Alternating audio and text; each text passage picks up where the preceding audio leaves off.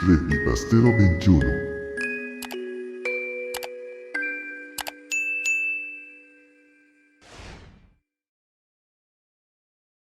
Queremos dar un agradecimiento especial a aquellos hijos del Averno que son miembros del canal.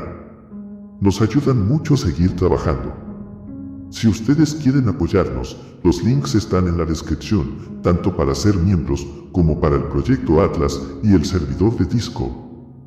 Gracias a todos por el apoyo.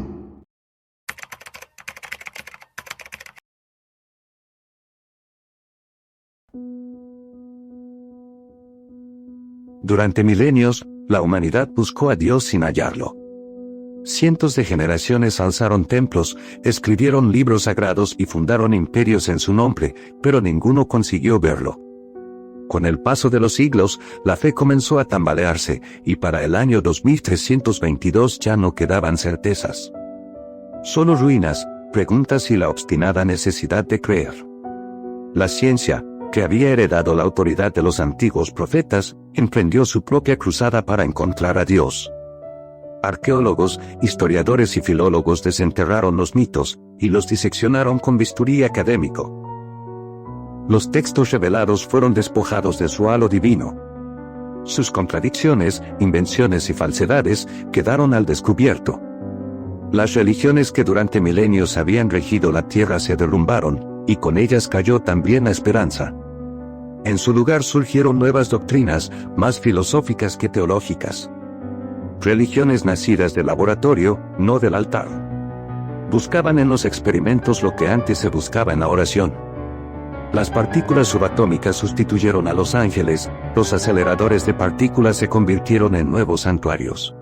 También, se llegó a pensar que el alma no era más que un conjunto de entidades aún no descubiertas, vibrando en dimensiones invisibles. Por un tiempo, la idea resultó esperanzadora. Pero el siglo XXI descubrió lo que ya sabían los antiguos místicos: que lo infinito no se deja atrapar con ecuaciones. Tras miles de pruebas, los científicos no hallaron nada que se pareciera al alma, ni rastro alguno de un cielo o infierno en los pliegues del cosmos. Y entonces, el mundo tembló. Hace 297 años, el gobernante absoluto emergió desde las profundidades del Averno y se elevó hacia el firmamento para reclamar su trono. Fue visto por millones, y luego desapareció en los cielos sin dejar explicación. Pero, a la par, una extraña transmisión daba lugar como su último episodio, encabezado por el Dr. Cosmo. Este explicó sobre el verdadero origen de nuestro universo. Lo que dejó al mundo pensando. Si aquello que emergió desde las profundidades no era nuestro Dios, entonces, ¿dónde estará? A finales del siglo XXI nació, de las cenizas de ese acontecimiento, la esplendorosa y siniestra Iglesia Necrótica, hija legítima de la madre de la decepción humana, un culto pesimista, derrotista. Fue fundada por seguidores que acuñaron la frase del enigmático Dr. Cosmo, que daría el nombre a toda una era. Un Dios muerto. A diferencia de los antiguos cultos, la Iglesia Necrótica no adoraba a un Dios vivo, sino a la ausencia misma de lo divino. No se proclamaba atea, sino desesperada. Creía que el ser humano, por naturaleza, necesitaba adorar algo, incluso si ese algo ya no existía. Su credo era simple y devastador. Dios está muerto, de una u otra forma. Y aún así, lo necesitamos. La interpretación de esa muerte variaba entre los fieles. Primera, Dios nunca existió, y el culto es una forma de honrar nuestra propia invención. Segunda, Dios fue una ilusión neurológica creada por el cerebro para protegernos del vacío. Tercera, Dios es una energía sutil, incomprendida, que confundimos con divinidad.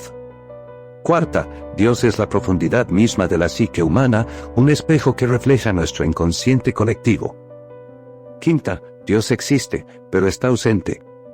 No nos oye, no nos ve, o simplemente no le importamos.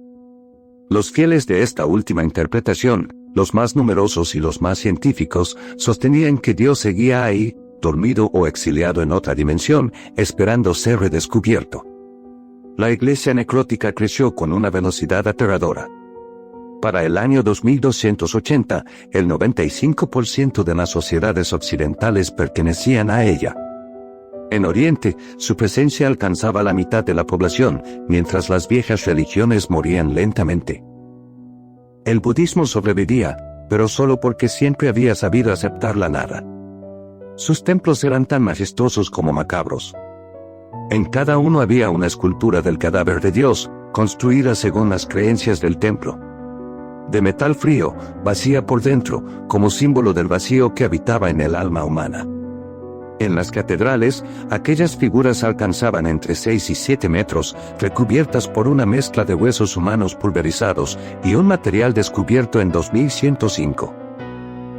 Durante las ceremonias, los fieles arrojaban baldes de sangre fresca sobre la estatua, siempre sangre de ovejas blancas, mientras entonaban letanías en honor al Dios que había muerto.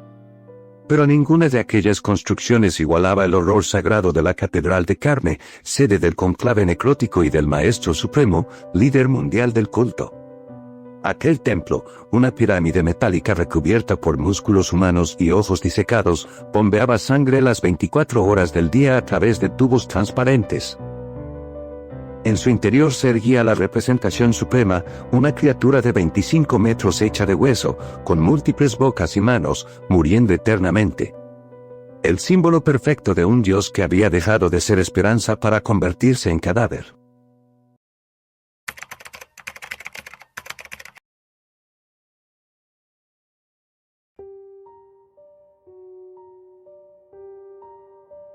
Yo nací cuando ya la Luna y Marte habían sido colonizados, me formé como científico en diversas ramas, y para el 24 de agosto del 2322 todavía vivía en la Tierra, donde había desarrollado la mayor parte de mi labor de investigación, que giraba principalmente en torno a la pregunta de ¿dónde está Dios?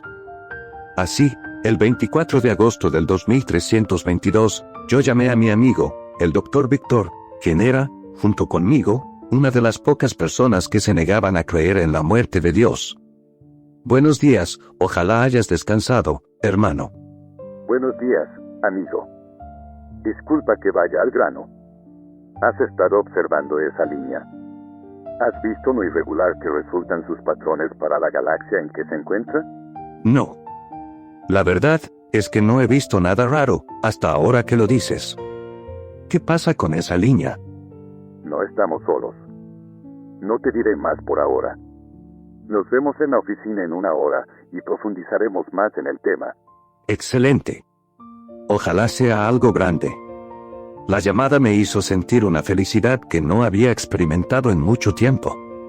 Era reconfortante saber que, todavía otros científicos, creían que Dios vivía y debíamos seguir buscándolo. Y es que no lo he dicho, pero eso de nos vemos en la oficina se refería a la reunión por webcam que yo, Víctor, y muchos otros científicos habríamos de tener. Era fascinante. Todos creíamos que Dios vivía. Solo que, al final de la reunión, nos enfrentamos al problema de que el pensamiento del grupo se dividía en 2 líneas. La primera línea planteaba que Dios existía dentro de nosotros, como un ser real, no como una ilusión perceptiva o un simple aspecto interno. Era ahí donde había que buscarlo. Por otro lado, la segunda línea planteaba que Dios existía afuera, pero solo en el cielo. Se hacía lo suficientemente patente para ser conocido. Aunque el cielo, según los defensores de esta línea, estaba o se manifestaba dentro de nuestro universo. En consecuencia, unos creían que era necesario experimentar con humanos, mientras que otros pensaban que se requería trabajar más en nuestra observación del cosmos. Por mi parte, era lo más lógico y fiable estar a favor del segundo grupo. Lo que me desconcertó y desmotivó fue que Víctor se uniera al primer grupo. Sin embargo, conservé la esperanza de que los equipos mantuvieran buenas relaciones y compartiéramos resultados. Todo esto sucedió hace unos 6 años previos al año en que estoy escribiendo estas líneas.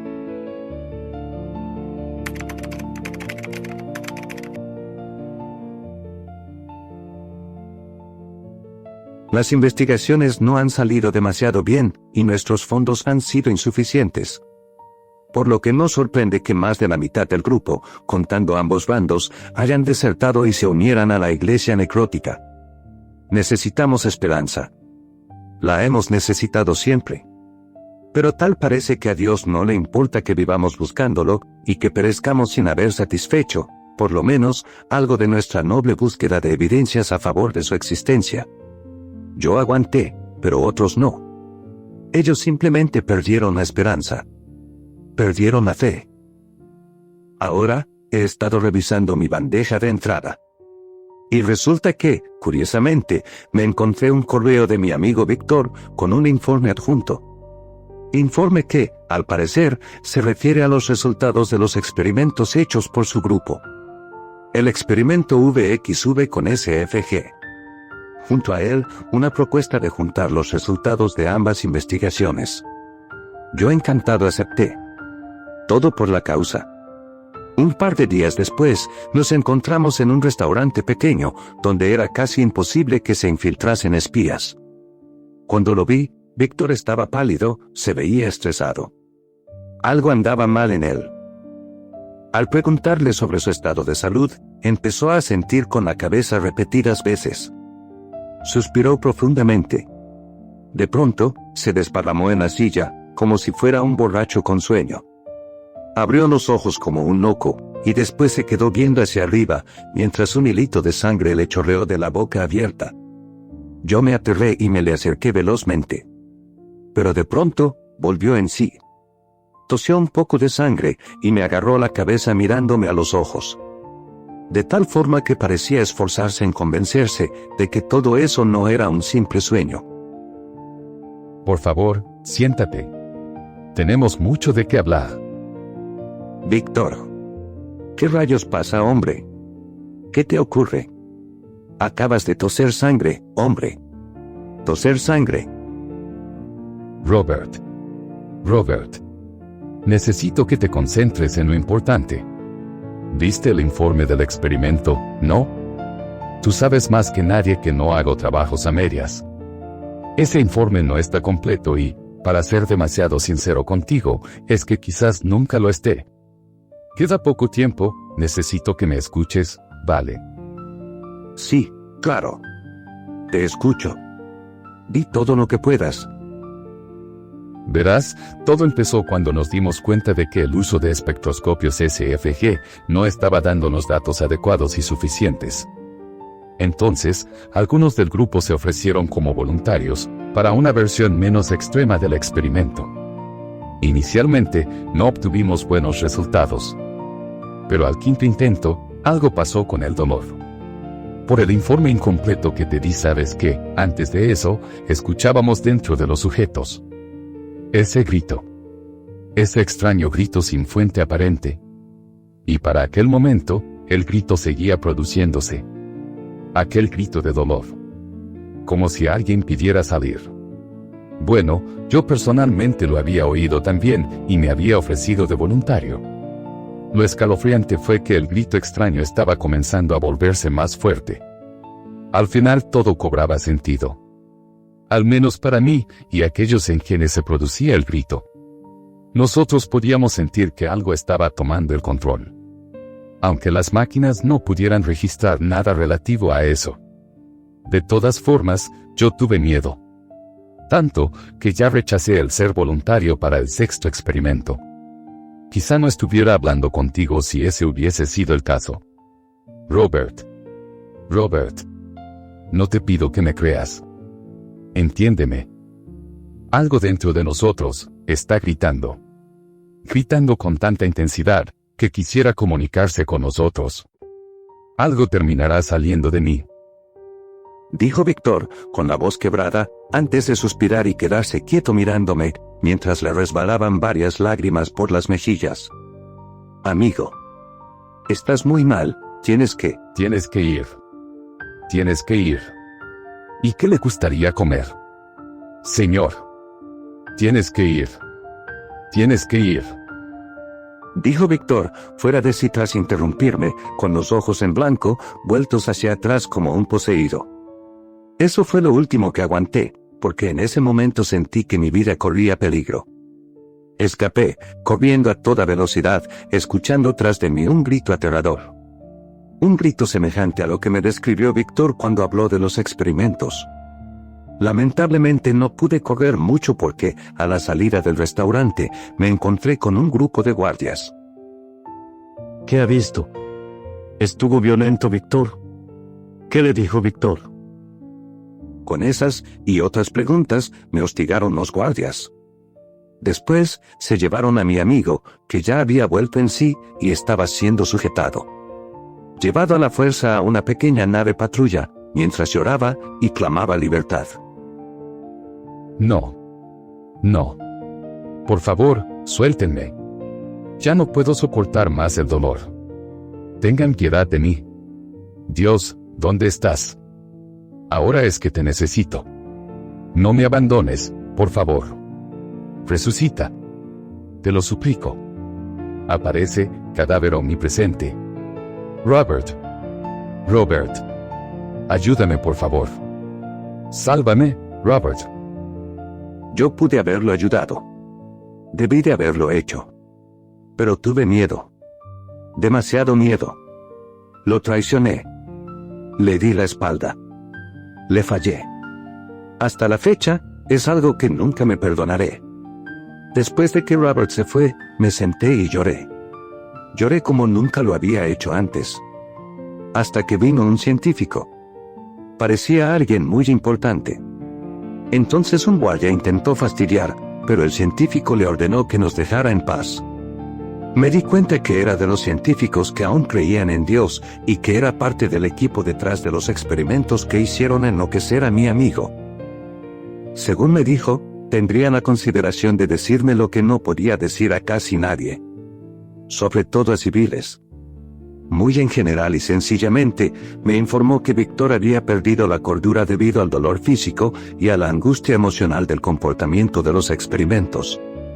También me dijo que yo y mi grupo podíamos seguir tranquilos buscando a Dios en el cosmos, pues quizá pronto acabaríamos encontrando algún planeta con la barba de Cristo. Esto lo dijo burlándose. ¿Realmente era cierto lo que me dijo el científico? ¿Seguiría vivo Víctor? ¿Lo volverían a usar en experimentos en contra de su voluntad? ¿Había enloquecido solo por los experimentos o había algo más? Y finalmente, y más que todo, ¿acaso los experimentos tenían algo tan siniestro que Víctor no podía, y no quería decirlo, y yo estoy todavía lejos de imaginarlo? Desde el día en que se llevaron a Víctor, nunca más volví a saber de él. Y aún no sé si vive o no.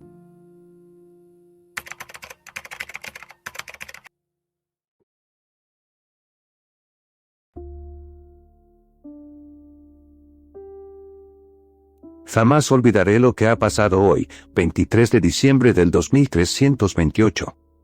Día en que he escrito todas estas líneas, refiriéndome a hechos anteriores, para que entiendan a la perfección la magnitud de lo que pronto les revelaré. Maldita sea, maldita sea. Este día me ha marcado profundamente. Si eso que vieron era Dios, yo no sé cuánto tardaré en perdonarlo. En dejar mi resentimiento, mi blasfemo resentimiento. Si no es Dios, pues mucho mejor. Aunque creo que entonces tendría que pensar que se trata del diablo, o de alguna forma de vida sumamente poderosa y sutil, una especie de supermente. Pero no. Yo sé que ese era Dios, me lo dice la intuición. Bueno, en todo caso, iré al punto. Hoy, tras años de esfuerzo, se estrenó el observatorio con los nuevos telescopios. Unos telescopios que tardaron mucho en ser desarrollados, que costaron tanto que solo el Estado, al cual convencimos con gran esfuerzo, pudo pagarlo. Unos telescopios especializados en detectar anomalías y con un alcance jamás visto en telescopios anteriores. ¿Saben qué pasó? Fue indignante, fue atroz, fue un acto con la crueldad propia de un Dios que no conoce la compasión. El observatorio se abrió a las 3 de la tarde. 5 de nuestros científicos se pusieron a trabajar intensamente. Hasta que a las 7 de la noche, recibimos una llamada en la central. Lo hemos encontrado, lo hemos encontrado. El rostro de Dios. Los patrones. Nunca se han visto patrones así. Hay una mente. Los patrones son organizados. Fluyen, se comportan como si hubiera una mente atrás de ellos. Al oír esas palabras, todos nos miramos con la boca abierta. Era evidente que el emisor no mentía, pues hasta tenía la respiración agitada de la emoción y se oía a sus compañeros asentir. Sin embargo, apenas les dijimos que envíen la transmisión en vivo de lo que estaban viendo, no habíamos hecho eso antes para no distraerlos, escuchamos un ruido estrepitoso como del suelo abriéndose, e inmediatamente, se escucharon destrozos, y la comunicación se cortó. Media hora después de que la comunicación se cortara, llegamos al lugar y encontramos el observatorio reducido a ruinas, con todos los científicos muertos, y los telescopios destrozados. Yo nunca creí en la Biblia. Pero, por curiosidad, la estudié, y en ese momento, cual relámpago que cae sobre el árbol y lo incendia, acudieron a mi mente aquellas palabras que supuestamente Dios dijo a Moisés, después de que éste le pidiera que se dejase ver, y él accedió diciendo: pero te advierto que no podrás ver mi rostro, porque ningún hombre podrá verme y seguir viviendo. Éxodo 33, 20.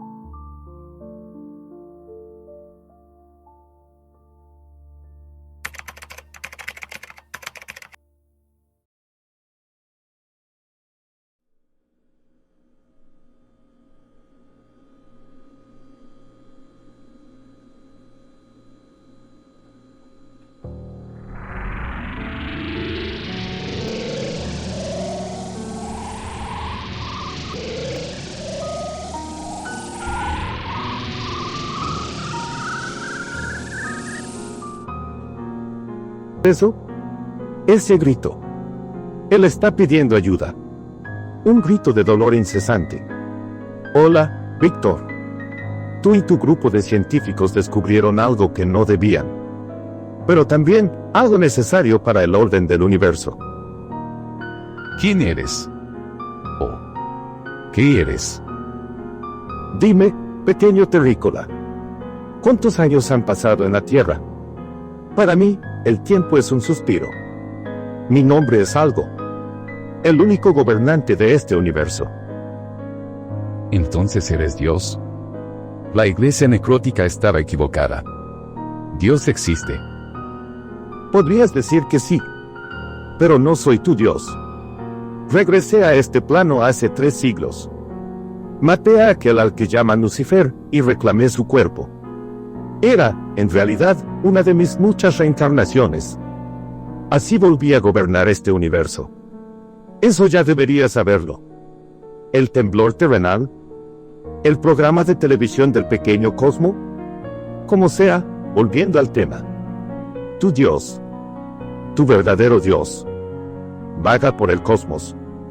Un océano de poder dormido, perdido en su propio coma eterno. No entiendo. ¿Por qué me cuentas esto? ¿Qué esperas de mí? Lo que deseo es simple. El universo se muere. Cuando regresé de mi prisión, rompí el equilibrio que lo sostenía. Podría rehacer lo que mi hermano creó, pero solo pasaría lo inevitable. Este cosmos fue hecho para 2 entidades, él y yo. El orden y el caos. Tu hermano. ¿Te refieres a Dios? Mi Dios. Sí. Andaegar, como era conocido antes de que su nombre se olvidara. Está dormido, pero no ha muerto. Tus compañeros lo han vislumbrado. No terminó nada bien para ellos. Ninguno en este universo puede soportar su presencia sin sufrir repercusiones. Nadie. Salvo tú. Yo. Señor, con todo respeto, no soy nadie. Solo un hombre que buscaba respuestas. Y, sin embargo, eres mucho más. El universo fue creado con la energía de ambos. Por eso, en cada era, nuestras esencias se reencarnan. Como dije antes, Lucifer fue una de las mías, y vivió por muchísimo tiempo, porque yo estaba encerrado en otro plano dimensional. Pero las de mi hermano no pueden existir por mucho tiempo, mientras él permanezca. Hasta ahora. Tus experimentos, tus gritos, tu dolor, todo ha servido para abrir la puerta. La conexión entre tú y él. Víctor, dentro de ti, está despertando Amdaegar. Entonces, si mi Dios aún vive, y yo soy su reencarnación. Tu vida llegará a su fin, poco a poco. Porque ya no te pertenece. Pueden existir dos personas iguales, pero no dos entidades. Tu carne es solo la crisálida. Estás acercándote, poco a poco, a él. Pero no temas, no vengo a destruirte, sino a completarte. Tu cuerpo y alma se fundirá con él, y así el universo recuperará su equilibrio. Estás destinado a ser uno con tu Dios. Estás destinado a traer de regreso a tu Dios. Por eso te necesito. Entonces, ¿estás dispuesto a apoyar a la causa?